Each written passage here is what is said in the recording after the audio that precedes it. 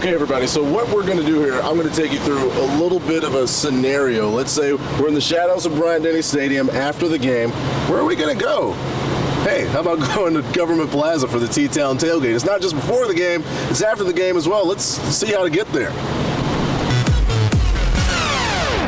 So total travel time by car, less than a couple of minutes. You'll get to watch the game on pay-per-view, uninterrupted from 4 until 7 o'clock tonight. So come on out and enjoy some great food. We've got the Miller Lite Beer Garden over there. We've got Diet Pepsi with us. As always, weather a concern when you're tailgating. You need to know how to do the charcoal. Should you come with rain gear? Very humid today. Yes, Ted McInerney is here again with his big thermometer across the way. Teddy Mac, are we going to get wet?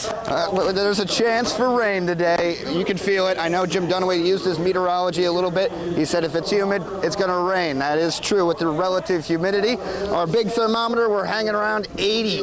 It's kind of between 79 and 80. Hey guys, we're here with the little game day forecast. You know, you can't ask for better weather than this here in T-Town. Let's go straight to our graphics right now. Joined by the first family of Alabama football fans, Melissa Joan Hart, Mark Wilkerson. You guys, how did Alabama football play a role in your relationship? Oh, well, he's from Alabama, and his family comes from Tuscaloosa, so it's long tradition. I'm joined here with Taylor Hicks, our special guest today. And Taylor, what does it mean to come back here to your home state for the Thanksgiving holiday? Well, it means a lot. I get to be with family and friends, and it's just one of those things where, you know, the Iron Ball falls on the Thanksgiving weekend, so it's almost like a double whammy, so to speak. Izzy Gould joins us now. He's the managing producer, collegesportsal.com, our media partner. Izzy, welcome back from South Florida, man, where you were for a while covering the Dolphins. You're back in college football country just in time. The national championship coach, Pat Murphy, from the Alabama softball team. Does that still sound good? That sounds great. Thank you very much. Par for the course for Les Miles. They've done that several times since he's been there. He seems to manage all those obstacles very well. Better than anybody, and a lot of times that Les has been in those situations, some of the controversy has been something he created, whether it's eating grass or having clock management issues. One of the longest tailgate days in Alabama football history underway in Tuscaloosa today from Government Plaza. The Paul W. Bryant Band is here. A lot of Bama fans are starting to make their way in. Welcome back to Inside College Football postgame. Bama fans at the CBS 42 T-Town Tailgate wrapped up their win 49-0 over Auburn in the Iron Bowl today. This man right here is from Norway. Correct. So, what brought you here? Over here. This guy. Wait, you excited for your first college game?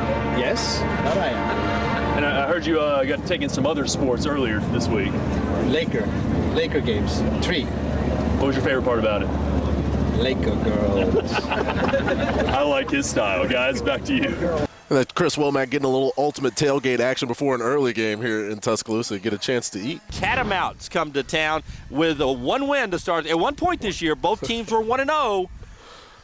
They haven't won since then, Western Carolina. Yeah, diverging patterns as we get ready for Alabama and Western Carolina today. We also got a couple of other big games. We'll show you everywhere that we are right now. Alex Cordry in Birmingham for the Battle of the Bones. Lauren Sisler is down in Auburn as they get ready to take on Alabama A&M seniors trying to get the win in their final home game. We'll get you ready for those games coming up here in a bit. Let us scoot about a half mile or mile across from the Government Plaza here down to Bryant-Denny Stadium. That's where Lauren Sisler is standing by. She talked to some of the players on the field. Lauren, good evening. Hey there. You know, it was best case scenario for the Alabama Crimson Tide, worst case scenario for the Auburn Tigers here at Bryant-Denny Stadium tonight. The typical tailgate meal in the South, though, at least in this state, barbecue ribs. Battle of the Bones today at Legion Field. Yeah, the Battle of the Bones, UAB and Memphis. Alex Cordry out at Legion Field to get us ready for this one. Alex, how's the atmosphere?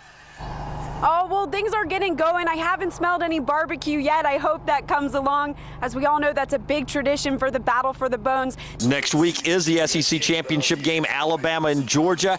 How do we get to that? Well, Alabama beats Auburn today to win the West. The highlights, Mr. Claiborne. Well, it started out the Tide on offense, and there's a lot of touchdowns. Eddie Lacy going in from 7 yards out to start the game. Tide go up quick there. They would stay on the ground. TJ Yeldon coming up.